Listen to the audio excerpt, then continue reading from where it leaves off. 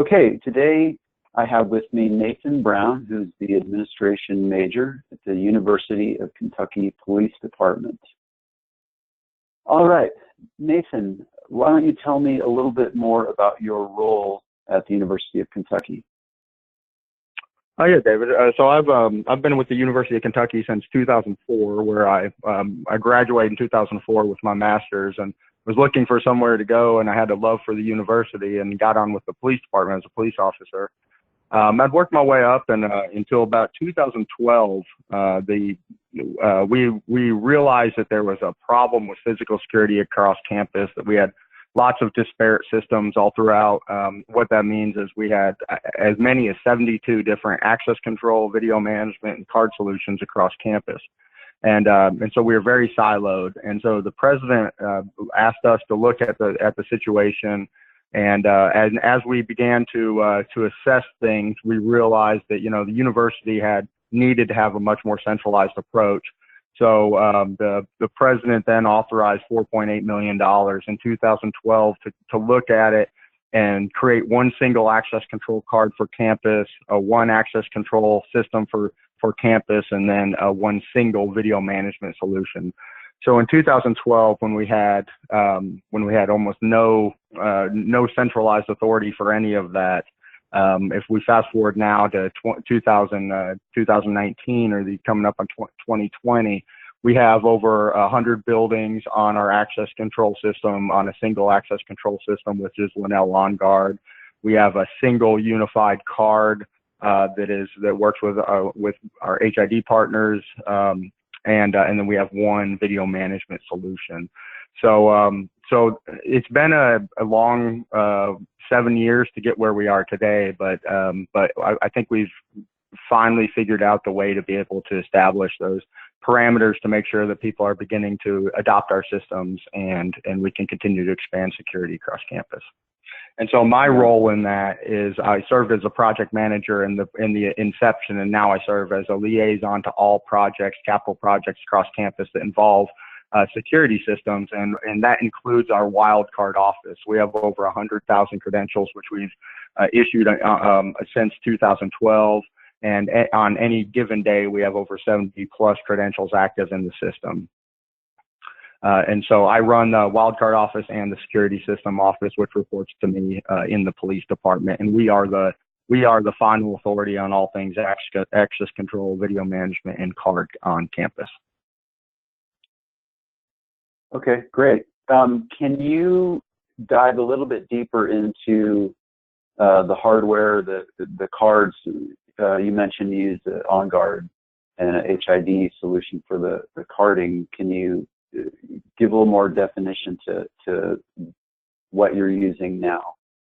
Yeah, absolutely. Yeah, so we have the Corporate 1000 and the I-Class card. So we had to use a multi-class card because of trying to break down all of those access control systems across campus, and realizing some of them we could replace, some of them we could let slowly just reach end of life and replace. We also knew that, for example, our hospital has had, a couple thousand access control readers that mainly were only available with the HID procs. And so we knew we couldn't in overnight. It's very costly to switch that out. So what we did was we created a multi-class card. That card consists of a procs, an I-Class reader. We also have the mag strip on it. The mag strip is more for financial transactions and not associated with our access control system at this time. But that's the predominant form of, or is the only accepted form of credentialing on campus at this time. So let's backtrack to I think you said it was 2012 when you were allocated funds to overhaul the physical access control on campus. Can you tell me about the level of security, or the perceived level of security, with that the legacy 70 different, I think you said 70 different forms, so there was a security posture you had then, and then in 2012, with the rollout of a more unified system, how that changed, and then what you think of your security posture now. So I hope that question makes sense, but there's been sort of a evolution, it sounds like, at the University of Kentucky, and I'd love to hear more about that.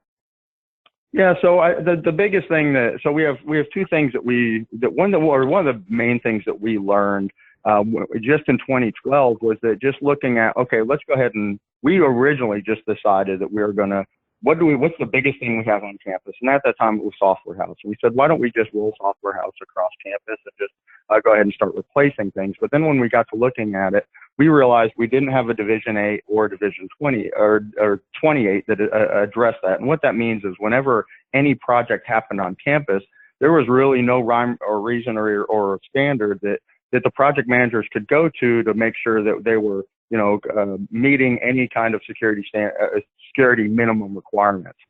And so that was actually the biggest hurdle that we had to come over, because at that time security was considered a luxury in all of our facilities. So if someone wanted to build a building and they just wanted to use mechanical keys, that was their right, because there was nothing that we could use to enforce that. So we worked with capital project management at that point and said, you know what, we don't have the money to replace everything right now, but we do have a lot of construction coming on campus. We knew that we were going to an evolution. We were bringing, we did a P3 public partnership with our residents, or all of our housing, and that was coming into 2012, and that was a catalyst for us to be able to say, hey, we want everyone across in all these residence halls to have at least the same positive experience. And we want them to be able to have the same card that they use for everything on campus, going to be able to get them in their residence hall rooms.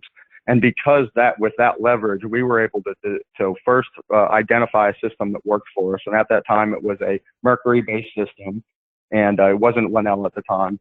And we were able to leverage those massive projects to be able to get a good price point to be able to install a Mercury-based system across all of those. And because we were able to do that, we were able to define the standard, write a standard, and put it on there. From that point on, every project that came across campus had a minimum security requirement that they had to meet. So where in the past it was possibly on the chopping block for when the budget got too big, now it became minimum requirements in terms of life safety, which allowed us to be able to expand without having to keep going back to the president and saying, hey, we need more money for this particular project.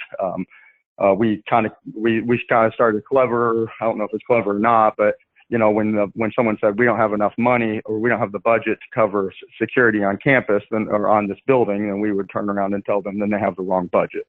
And so it really gave us a lot of power, and it didn't hurt that the police department was the backbone behind it. So because the police department was sitting across from these project managers, we could articulate a little bit better the importance of safety and why this unified system was so important. I hope I answered your question there. Yeah. I think that makes a lot of sense.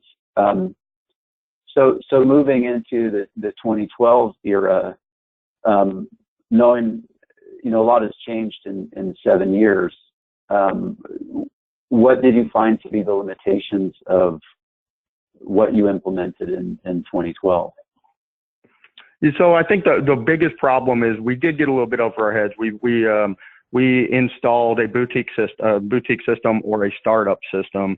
And the reason we did that was for just the economics of it all. The finances were not going to be able to cover a whole lot of it. So we went with a startup that did well for us, but it didn't scale. And we learned almost immediately, probably by 2016, we realized that it's really important to look at some of the key players in the market and who can handle this kind, who've dealt with massive installations across multiple facilities of, a unified infrastructure, but multiple facilities.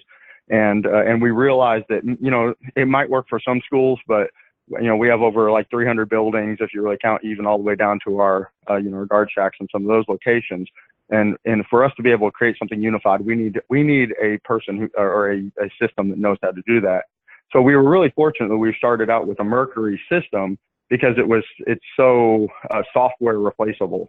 And we also were very fortunate that our engineers started with an HID platform because, again, there's so many things to work with or that's so available to so much of our in the market. You know, it works so easily with other things. And on top of that, HID had some pretty quality engineers that were able to help us as we were needing to transition from the Mercury system legacy to Linnell On Guard. Mm-hmm. Yeah. Yeah. So, go ahead. I was just going to say, so now it's 2019 and you have the setup that you have now are there limitations with that? So think in terms of, you know, from a security point of view, but also from a student point of view, what are the students looking for? Are they happy? Do you know if they're happy with the way that they use their cards? Because it's a dual prox card. Is that what it is with the smart card in it or smart chip in it? That's correct. It's dual. It has two different antennae in it. So one is a prox reader and one is an iClass. Nobody really knows that unless you're actually really close to it. They don't know the difference. Nobody knows which ones it's reading unless you're me or or my team, or pretty much the only people who are aware of that.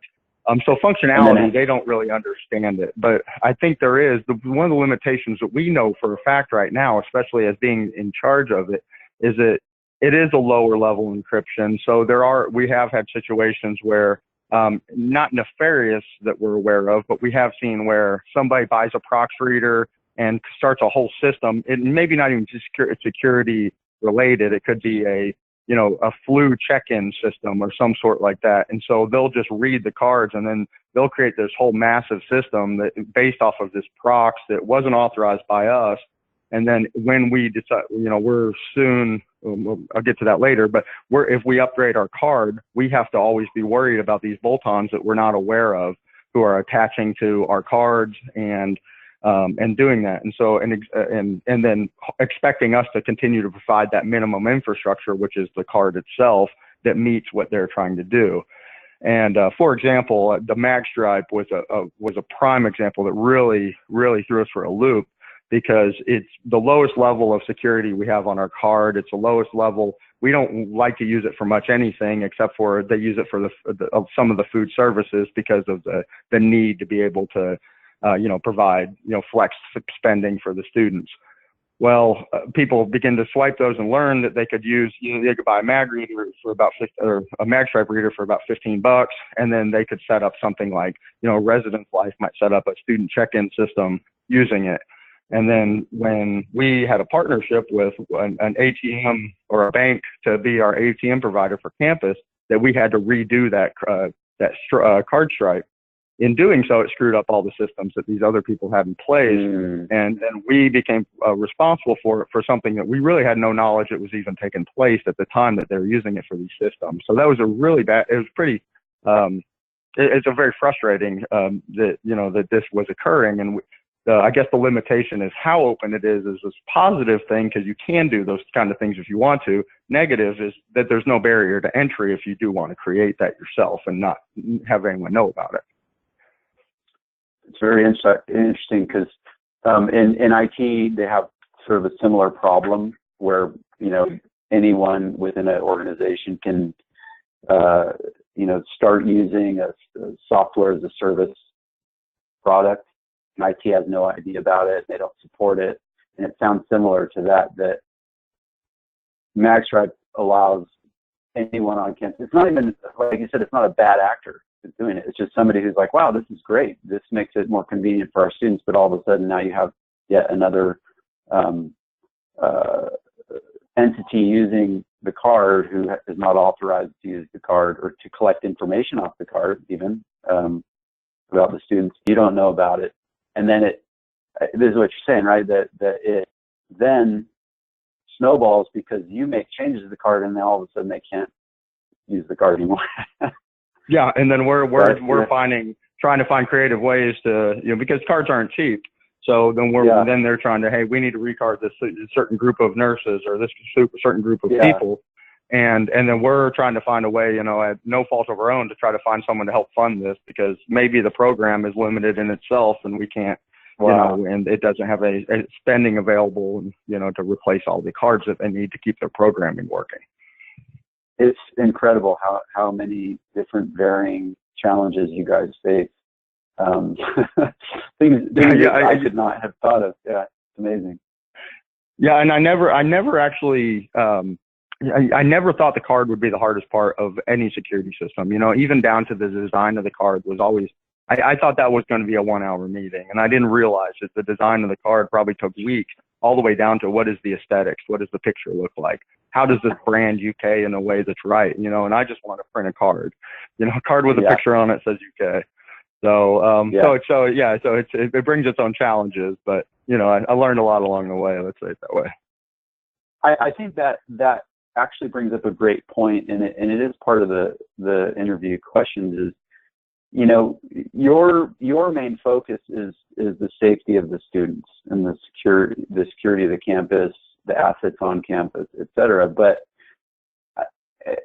clearly, what you're saying is that the card itself plays into the student experience.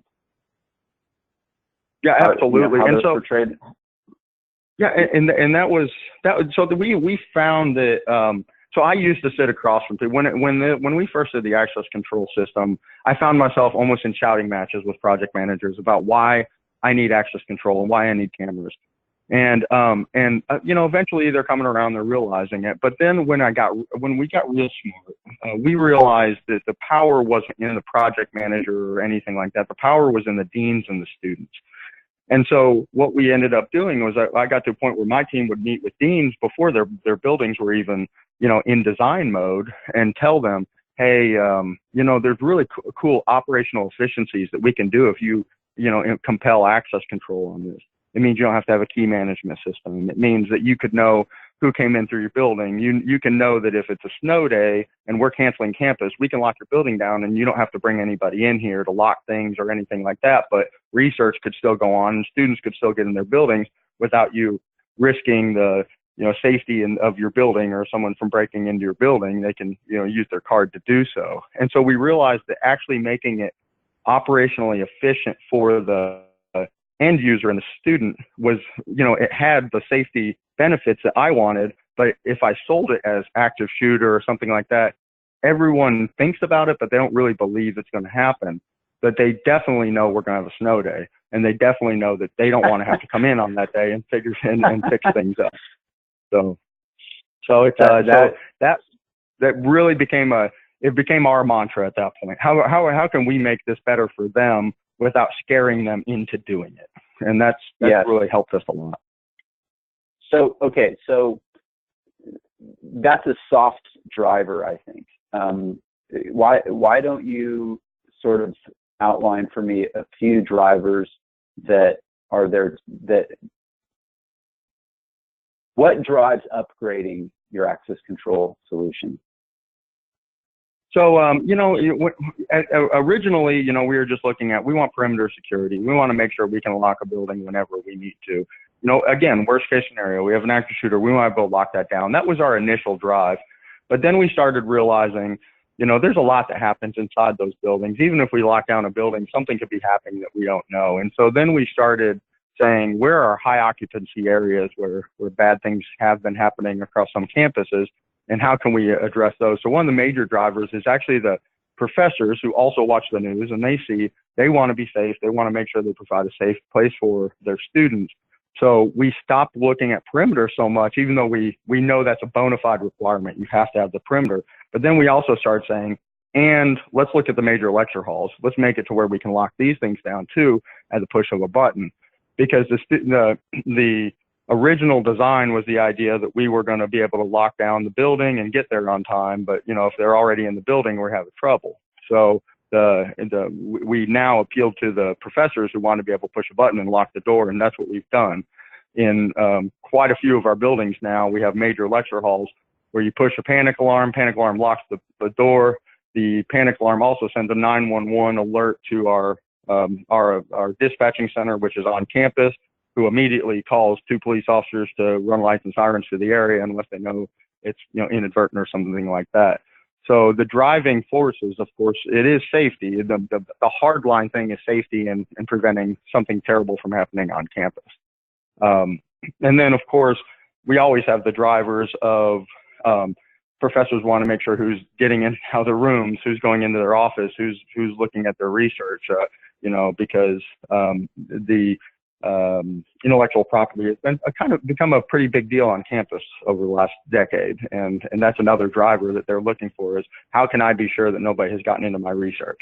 And so that's been another major drive for us. Good. So when the prospect of upgrading comes up, who do you have to collaborate with, and what obstacles do you face? As you're saying, all right, I think you probably approach it with, this is what I really want. This is my best case scenario. This is how I would set up the system. Who do you have to bring in? Are you part of that process?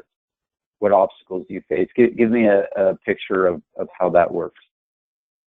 Yeah, so one of the obstacles I know that I face right now is iClass and Prox is not the highest level of security that I could be deploying right now. I know I at least want to get to a CEOS board, and I know that I'll be a lot better as a university to do that.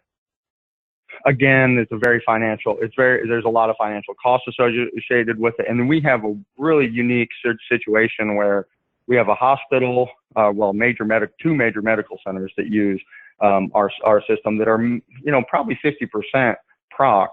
And then we also have campus in general that we have to. Now we got into access control as a whole kind of late in the game. So 2012, a lot of people already had some kind of robust system. We had 72, and a lot of ours were fresh installs. So we're fortunate on that point that we had a strong partner in ASA and the Mercury system that allowed us to be able to install readers that coincidentally are already able to be upgraded. So we're not in a bad position. And we also have a vice president of finance administration who gives us a whole lot of support. His former institution was at LSU during Katrina, so he understands the importance of safety and security. He helped fund our EOC on campus, so he's always in the forefront of his mind, and the president's mind is how can we continue to invest in security on campus? Because if you have a safe campus and you can prove you have a safe campus and you're doing the right things, then that's going to help with, being able to not deter students from coming to your campus. And I guess our major limitations is just trying to make sure we get a couple stakeholders to help us out. But we've also got quite a bit of central funding to help us upgrade our system to at least the readers that we need to be able to be in a position to upgrade to the CEOS. Luckily, again, because of the way the system works, we don't have to recard our whole system, so we don't have that limitation that a lot of universities have where they're completely switching formats. We can exist in a CEOS, iClass, Prox world and phase out over time. So luckily, our engineers were smart enough at the beginning to put us in a position to essentially cost the least cost possible, in my opinion, to transition to a higher level of credential because of the very smart designs of our original engineers. And we have the support, so we're good. Go ahead. I was just say pause for 1 second and just give me inventory. You've mentioned them a few times, but as you're speaking, I want to make sure that we have a really clear understanding of you said you have a Alloy Mercury system. Is that right? That's correct. Go through the different hardware items that you have. Okay. Yeah. So in the 100 buildings that we have, most of them being either perimeter access control or fully outfitted with access control throughout the facility. We are a Mercury-based system. We use Linnell OnGuard as our access control. We have about 10,000 access control points across campus, about 2,900 security cameras. And with that, our makeup is typically pretty open source hardware, with the exception of we have wireless readers on some of the interior buildings, mainly on the residence hall rooms, which we have somewhere around I think about 4,000 wireless readers in our residence halls, and a couple scattered throughout throughout campus. And then we have a few ASA PoE readers, and then the rest of them are just your, stereotypical HID reader, Mercury, Mercury panel, and then just standard hardware. Anyway, everything from Dorma to anything Sledge, anything you can name is what our hardware consists of.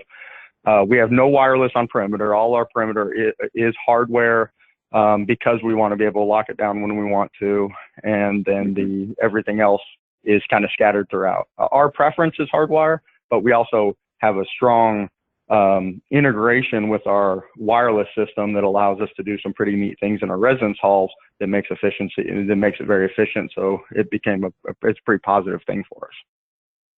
Great. All right. So let's move into current trends. So what are some of the current trends that you're seeing, and if you want to save mobile for the tail end of that, because I want to definitely talk about your moving to mobile potentially. So go for it. Yeah. Let me think. As it comes to I guess some of the emerging trends that we're looking at right now are, some simple things as beginning to use SEPTED models to leverage our access control systems. That's a crime prevention through environmental design. So a good example is we just finished commissioning our law building, and in that law building, we met with the stakeholders, and we realized, during the day, it might be nice to be able to have, you can make access control throughout, you can open up certain doors or maybe all the perimeter doors so people can come and go as they please. But as the hours of the building become more private and less public are expected to be in there, then we started getting to a point where we started creating pathways where somebody who doesn't have they don't belong in the building necessarily by privilege, but they can come into the building. There's a expected route that they're going to be able to come in through. So maybe the stairwells are locked down, but the stairwell or the stairway in the middle, they can come and go. So that if somebody's in the building, they can expect if a stranger's in the building, they're going to be coming from this location. And that's something that, you could have done that mechanically, but it would have been labor intensive to be able to do that on a regular basis in a building like that. But now it just happens on schedule, and everyone knows what to expect. So their improved level of safety is, they have a heightened perception of safety while they're in that building, and probably a heightened real level of safety. Some of the other things that we're doing we're not doing a whole lot of other things with the card, but in terms of access control systems, we're beginning to start looking at asset management. Something as simple as the police department now has all of their keys checked out using their card. So they'll put a card in, and then they'll pull out the key for the cruiser they're driving that day, and then at least we'll be able to track down who has that car and who didn't fill it up, and so on and so forth. So that's been kind of a big deal for us. And then we've really dabbled quite a bit into the biometrics. So biometrics has been something that we started about 4 years ago, which is we use the iLock right now. And so that's another one that we're seeing a lot, especially in our research areas where people don't want to have to reach in and grab a card or something like that. So we have about 100 of those across campus right now. And those are integrated with the Mercury system? They are, yes, sir. Yep, they work right into Linnell. And we have quite a few cool integrations too that we're quite proud of. One of those is what I referenced earlier is our residence halls. So if a student comes on merit weekend, we're trying to recruit them as a student, and they decide to come to campus. We give them an ID card during merit weekend in March. They decide to come to campus, and so then we activate their card. Not only do we activate their card, we activate it all the way through the system to where whatever residence hall they're living in, whatever resident room they're living in, it's activated. So the day that they come to campus, they're not queuing all day long. They're going straight to their residence hall room. They're using their ID that they got in March, and they're getting right in their room, and it looks like they're already here. They're welcome. This is their house. and they don't have to do anything crazy to be able to get into their space. And we can also assure their parents at the same time that the only people who can get in those rooms are his roommate, himself, and maybe a resident director, which they feel a lot more confident about, and that that we're also able to run a trace of who's been in that room if there's ever any concern on it. So that's one of the cool things. Some of the integrations that we've been able to create have been pretty awesome. We also worked with DAX by Detrios, and now because so many of our buildings have access control systems in them, we now can get to a point where if someone wants to reserve a space, not only does it reserve this, do they get that reservation, but they also get a pathway that opens up all the space needed to get to the doorways to get to the space that they need, and it unlocks and locks on its own so that they can have their event. It can be safe, and you don't have to use a whole bunch of humans to go in and unlock and lock the doors as it goes about. So pretty cool. It's saving us lots of time, and it doesn't make it to where we have to, we won't forget about somebody, or we won't get overwhelmed by unlocks, and it just happens, automatically. Yeah. Awesome. That's great. All right. So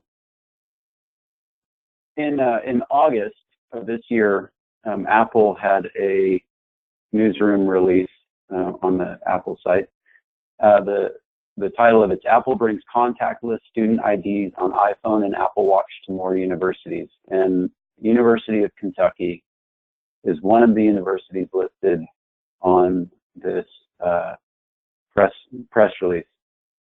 Tell me about the journey of going mobile and where you're at in the process. How you're migrating, the best way to migrate, anything that you can tell me about your experience and what the University of Kentucky is doing. Yeah. So we're not there yet. So I think the number one question that is kind of what we talked about before, is the bolt-ons, the bolt-ons of the card. That's the very first thing that we again had to tackle, because, this was going to be something that, so the number one rule when you're working with Apple, or you're going to move to a mobile credential, is that it has to be the credential. It can't be supplemented with the existing, what we call the wild card. So they want to make sure that everything that card can do at least can be done by the mobile credential and more. And so, they tell a story of how, when Duke rolled theirs out, then they went through. I don't like to talk about Duke being Kentucky, but it is a good story where they screwed up.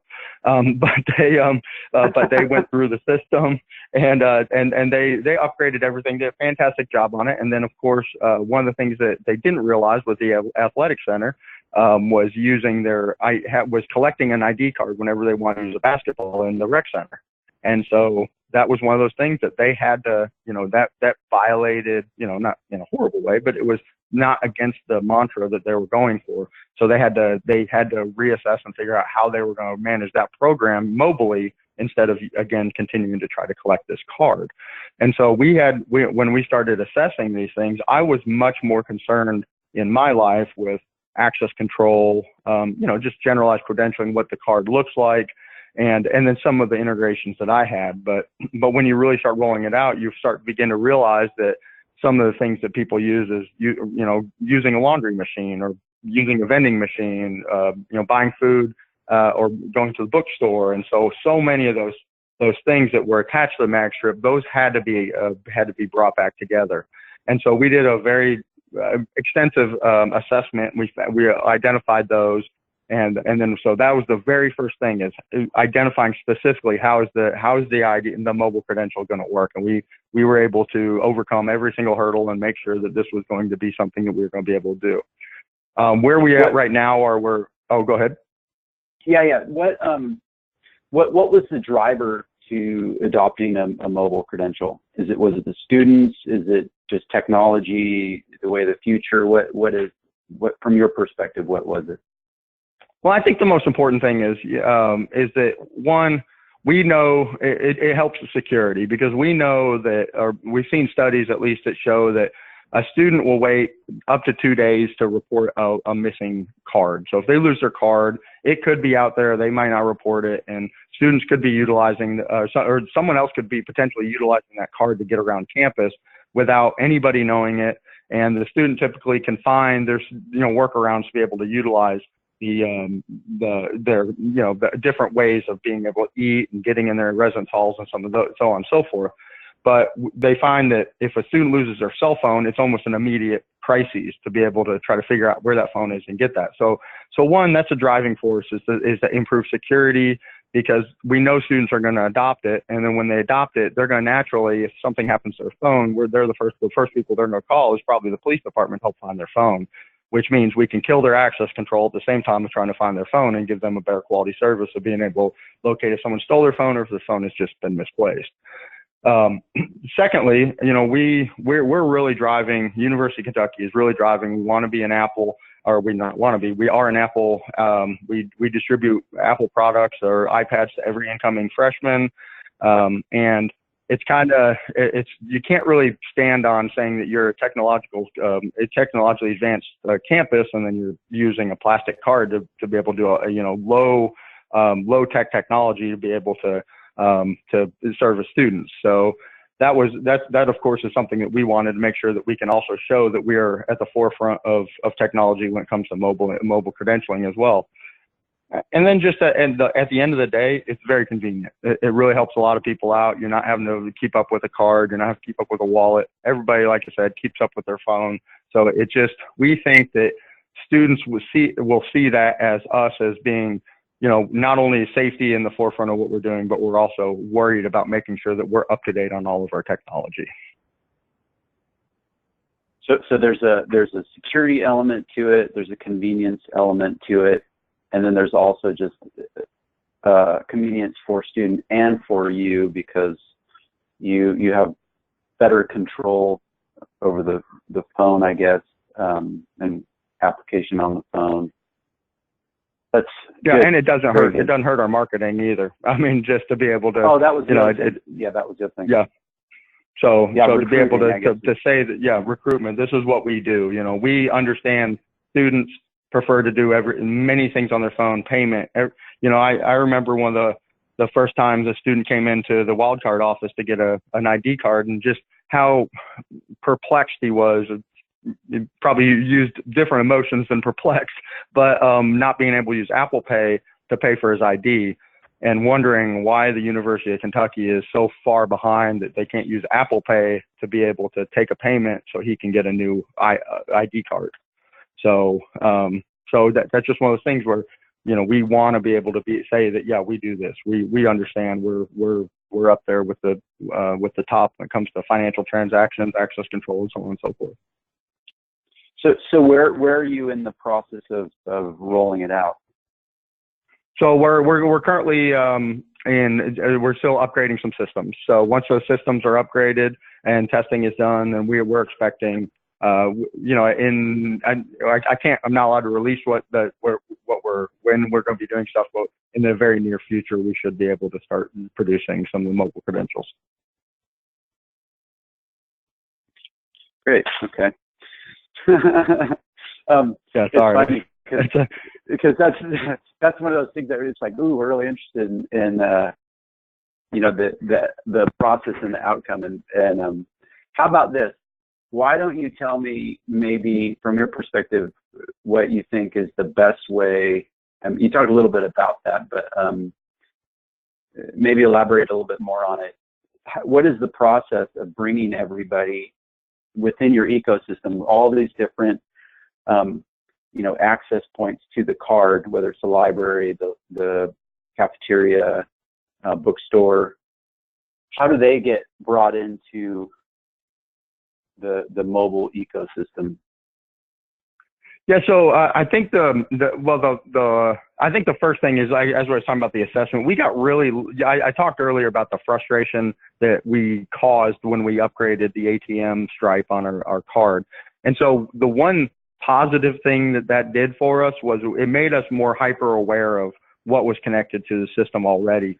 So having that situation was we already understood most of the stakeholders that were going to need to be included. So bringing them in for us was something that was actually more welcoming, because not only did they see that, yeah, we did cause some frustration for them at one point in time, but we were able to overcome it. We were able to get through it.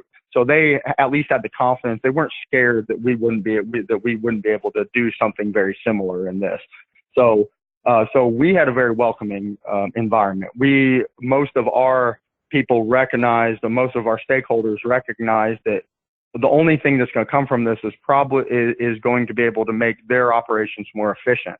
And so by bringing them in and talking to them and explaining what we were going to do, then it was pretty simple for them to get the buy-in we needed. And once you get the buy-in, then they really start getting open with what are their systems, how their systems work, what are their systems capable of, and how can we make that work with the phone.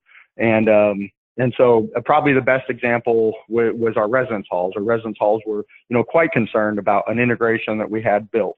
That was, like I said, where the second that they come on campus or the second they change a room, then their card works on the correct doors in order to get into those facilities. So one, we're not the first people to do this. So we reached out to University of Alabama, who had similar, at least a similar setup that we had, and they were able to advise us on what we need to do.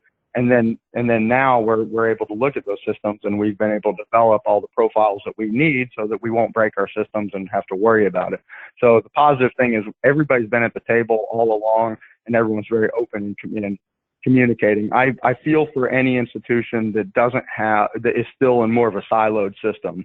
So one of our positive drivers is we do have a centralized IT system. We do have a CTO that we can go to who has defined an infrastructure that is consistent across campus, so that doing these kind of things is easier. We don't have to, well, what does this building look like versus this building? We knew right away what we had to do. There were some challenges. We know that we have to, probably one of our more expensive challenges is that we have an older wireless reader that we have about 300 of them that we are going to have to upgrade, and that's going to be expensive. So that's probably the heaviest lift that we have across the entire project. But other than that, everyone's at the table and everyone's ready to try to help move on this. If you were to put together a few bullets for a best practice for, let's just call it generic university that wants to upgrade to a mobile credential, knowing what you know, what would some of those bullets be? The first bullet would be, what does your access control system look like? Because there's only two possibilities. Well, not two, but in my eyes, there's one side or the other. One is we don't have a centralized one. And so my bullet for that would be, now's the time to create that. If you do have one, you need to immediately figure out what it's capable of, because that's where your financial costs are going to come in the most. All the stuff in the background, the software and all that, those are typically recurring costs you're accounting for. But so bullet one is what your access control environment look like, and then bullet two is it capable? And then the next thing is, who are your stakeholders? I often forget that the driving force behind Apple is not just the access control, even though it's great, it's financial transactions. So you really have to look at who are your financial transactions, who does that? Is that a dining that's been outsourced, or is it something that you maintain on campus? So if you maintain it on campus, it's probably going to be a whole lot easier if you're using a Seaboard or any other transact system. You need to make sure those partners are aware of it, and are they willing to do it? And then from that point, you really just have to have a champion. The thing that I've learned over the years more than anything is, if the champion is not the president, and in my world, the executive vice president for finance and administration, it's not going to go anywhere. And so you have to have that sponsorship from the very, very top that says this is going to happen. And so by doing that, then you're in a situation at that point that says that what we're doing has teeth, and you're going to need to conform. And then from that point on, it's just doing like you do with every other project. Who's your stakeholders, and how can you make sure that they work under this system? Mm-hmm. That's great. That's great. Very good. All right. Let's see. I got one more question on the mobile. As far as the decision to go mobile, who made that decision ultimately? Was it a single person who said, "Hey, now's the time"? Was it you guys have ongoing meetings and mobile is sat in the margins for years and you're waiting for the right time, and now is that? Give me a little insight into that decision-making process. So I think it's twofold. My team and I have been looking at it for probably since 2012, and we didn't really believe until about I would guess around 2017, 2018 was really where the mobile pricing models started to make sense. Originally, they were kind of ridiculous. They were, 1-to-1. Every time you had to get a new credential, you had to buy a new one, even if so. For example, if I had a mobile credential and I lost it, then I had to pay again for another mobile credential, which really didn't make sense because you didn't lose anything. You're just getting rid of that mobile and replacing it. I think they started to learn over the years that their pricing model was not going to work, especially in a campus environment. So when the people like HID started looking and reassessing their models, then it really opened up the door a lot more for institutions.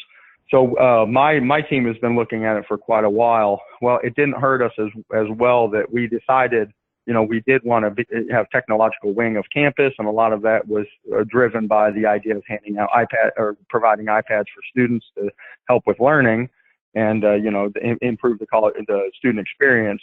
And I'm sure that I wasn't part of those conversations, but I'm sure that there were nudges during those to say, hey, we also have this opportunity here. Why don't we look at this at the same time? You're going to be an Apple campus. It only makes sense that you're doing Apple Mobile. Mm-hmm. And so, So I think that was a lot of the driving force behind it. We've been talking about it for years, but going back to my previous point, if you don't have that executive top that says, I understand this and I understand why it makes us better at the university, I can yell all day long about the idea of mobile credentialing from a safety perspective, but there is a significant financial cost to it. There is a paradigm switch. And in order to have that, you have to have someone at the top who has a vision for that and be willing to go through these hurdles and be willing to fund some of these. We're going to hit unexpected costs that we don't know, and it's probably going to be pretty expensive. And when that comes through, you have to have somebody who's willing to understand that was going to happen and be able to fund those things to make sure the project stays successful. Yeah. Excellent. Okay. We just have a few more minutes. Put on your futurist hat, and I want to hear more about what's not happening now, but you foresee happening in the future, not necessarily on your campus, but you live and breathe security every day. And what is the future of physical access control beyond mobile, beyond, I don't want to say something that would lead you. So No, that's fair. So a couple of things that, we're experiencing right now that we're realizing that if we don't get in front of it, we're going to look silly. And one of those is, there's a much larger drive for students to begin to have their entire career based on an online platform. We're brick and mortar. We're essentially more positioned as a brick and mortar than we are as an online university. But we are beginning to understand that market a lot better and beginning to position ourselves a lot better. And I know that doesn't seem like it has an access control thing, but if we don't pay attention to that, we're going to do a disservice to a lot of these students. And that may be something as simple as, they just because they don't come to campus, they probably want something that says they're University of Kentucky. I'm sure they're very proud students. And so a mobile credential, maybe that at least it has their picture and they can present to somebody and show, yes, I am a student of the University of Kentucky. I'm afforded these particular discounts. I'm afforded, these particular tickets.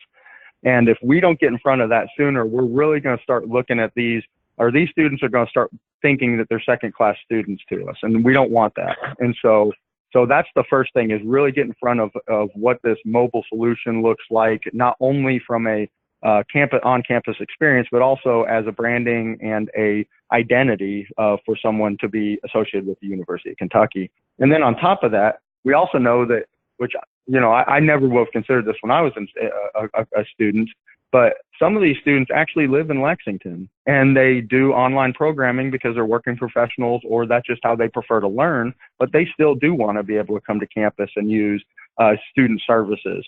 And being able to put yourself in a position to be able to provide them all the access that they need to be able to get into student authorized locations, and be able to do that without having to, you know, jump through all these hoops as an online student, I think is important to them. And it's important to us to be able to share that with them. And so if we're not able to do that, then we're not doing, I don't think we're doing the right thing by them. So that's one of the first things that we're going to really start looking at after this Apple product rolls out, is how can we use this not only for that, but also alumni, so on and so forth, to make sure that they still feel associated with the University of Kentucky. On a probably a completely different note, is how can we utilize the big data that we're creating on campus to be able to help understand what certain things are important to students and faculty and staff. For example, is there a way to utilize this information to provide maybe student services or the president that says, hey, these are the study rooms that are used most frequently, and these are the study rooms that are never used. And here's, you know, maybe what is the difference between these, so that we can get better space management out of it, or provide more of a particular thing because this is what the students are showing. And on the same front, is there a way without damaging the confidentiality of students to show what successful students are doing and where they're going about on campus, and where are the study rooms they're using, or the things that they're participating in, whether it be athletics and so on and so forth. How does that correlate with success on campus? And so I think those are the important numbers that we often forget as a safety and security, that we are getting big data. The important thing is making sure we're divorcing the police side of things, and making sure we're not using a big brother side of it, but we're actually utilizing it from we have some of the smartest people in the world on campus, and our professors, and how can they utilize that data and run those analytics that will allow them to be able to provide information to the university that is not necessarily something that I'll even be privy to as a law enforcement officer. And that's really, I think, where we're, go ahead. This is a fantastic point. Is that conversation happening now? Like, you're collecting the data. So the bigger questions right now that we're having, big data is a thing. It is something that we're talking about on campus. We are talking about correlations, such as a student who lives on campus is more likely to graduate in 4 years as opposed to somebody who commutes to campus. So we know that kind of stuff based off the information that we have. But to be that granular, we haven't gotten there yet. And the conversations have happened more through wireless Wi-Fi access points. So they're talking more about how Wi-Fi access points, realizing, how many different IP devices are checking into a certain location. But I think we have stronger information with our access control system, so we're very, very low level right now. The only thing that we've done is IT has told me that they can do it. So it's more theoretical, because it's really difficult for them to engage me in something like that, especially with with so much of the politics that are going right now around law enforcement and confidentiality. So, so we have talked about it. They have asked us about what our database looks like. And so I think at some point in time, the transition will have to come to a trusting environment where the CTO of some point can assign that group to be able to do that, and only alert us if it's something we need to know about from a safety and security standpoint. So we are looking also at like I believe it's called Tableau, and where we can at least run regression of what doors are being used and some of that. And honestly, we've been provided the opportunity to do that. We just, with the Apple project, we really haven't had a lot of time to drive that particular agenda. That I really enjoy this point that you made, and I think as far as like trends or future trends or what we might see in 5, 10, 20 years, I definitely think you're touching on one that we will see, and that's how big data plays into, because you're another data collection point within the university, and how people make decisions that are the best for the students. That's you guys are in such a great spot that you're at least even thinking about it. So very cool. It was always something that we were afraid of. Just a very quick story was that I remember when we first put out that we were doing it and the police department was running, that was back in 2012, we were going to be the people who controlled credentialing on campus. The interesting thing was, after we did the press release, me being the project manager, I asked everyone to forward me every single email and phone call that they got and about concerns about it. And I made it a point to call every single person back or reply by email to every single person who was concerned about the situation. And the interesting thing about it was, by the end of the conversation, it was not, you guys shouldn't be doing this. It's, why haven't you been doing it before, and why aren't you doing more? And so it was really interesting, because the only people we've ever gotten any flack from throughout the entire time has actually been professors and recording video in their lectures because of the intellectual property. Other than that, it's always like, we need more security on campus. And it's just, to me, I was ready for the, picketing, no cameras on campus, blah, blah, blah. But it's actually the completely opposite. It was the complete opposite, very welcoming environment. So I feel like if we do it in the right way, we can also do this in a way that the students and our stakeholders appreciate and aren't afraid that the police department's doing something nefarious. Yeah, that's great. All right, I think we're a little bit past the hour. I'm going to hit stop on the record.